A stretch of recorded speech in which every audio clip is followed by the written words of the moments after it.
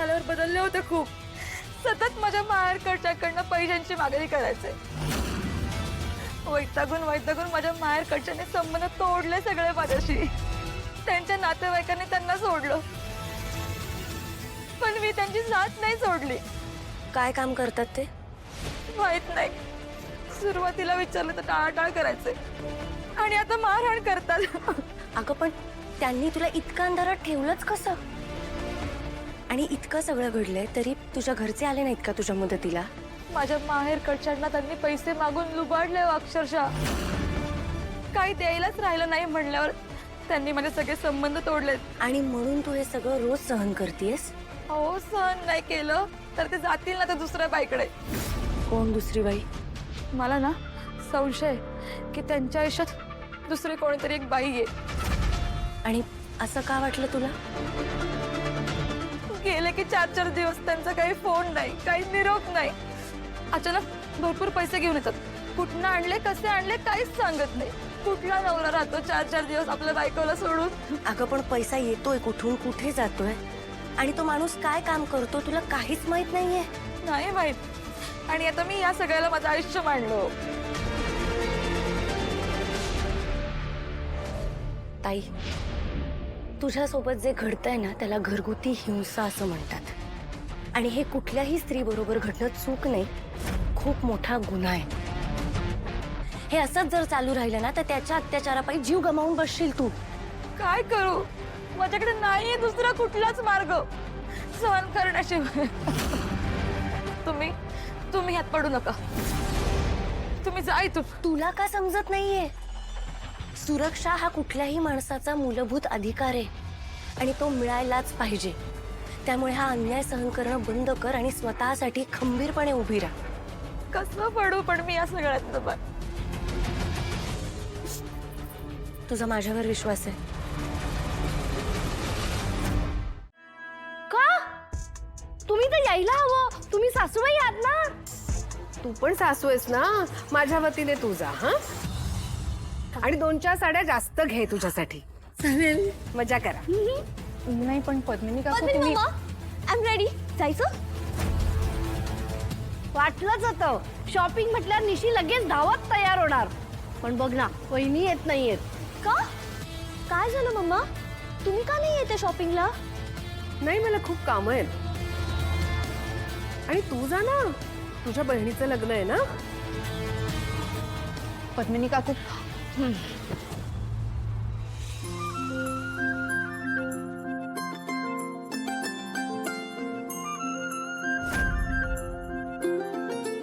सावकाश. मी काय म्हणते, तुम्ही आज जाऊन बसता का? मी जरा त्यांची वाट बघते. बरं बरं, चाल चाल. हो.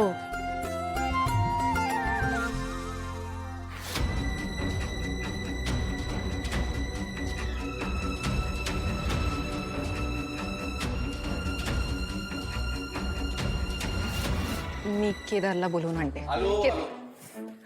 चला निघायचं. चला निघूया. हा, एक सेकंड. तारिणीचा फोन आहे, घ्यावा लागेल. अगं ही तुझ्यासाठी थोडी साधी नाही वाटत आहे तुला?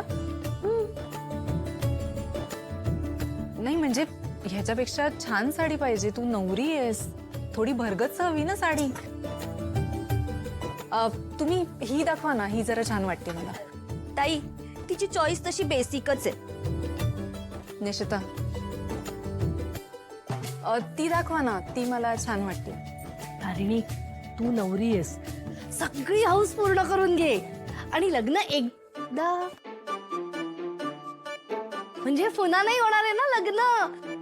महागातली घे. तारिणी, आरामात विचार कर. तुला हवी ती साडी घे, आपल्याकडे भरपूर वेळ. ओके? ही पण छान आहे, पण ह्याचा पदर जर मला काय वाटतं, आपण मानपानाच्या साड्या बघून घ्यायच्या का?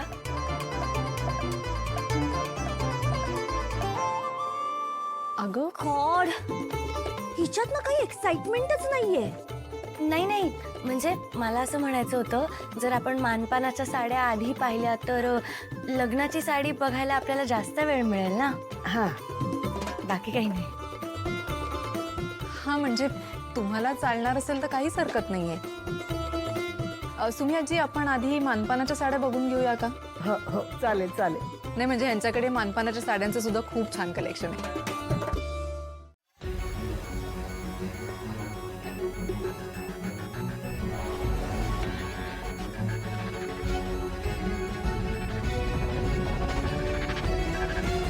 चैताली जाधव. काय? मिस चैताली जाधव ना तुम्ही? हो. मी अनिल मुजुमदार. मला तुमच्या भावाने फोटो पाठवला होता आपला.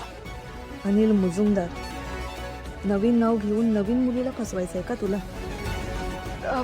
या ना तुम्ही इथे. सॉरी हा, मला ओळखता नाही आलं तुम्हाला. अहो काहीच हरकत नाही. आता आयुष्यच एकत्र काढायचं आहे, त्यामुळे एकमेकांना समजून घ्यायला वेळच वेळ आहे आपल्याकडे.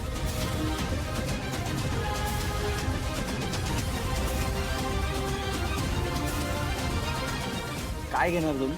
काही चालेल, चहा पण चालेल. 2 चहा.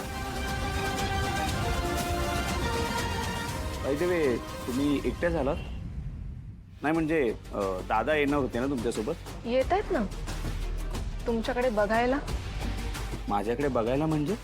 त्याचा पण होकार महत्वाचा आहे ना आपल्या लग्नासाठी, तर त्याला पण बघायचंय तुम्हाला.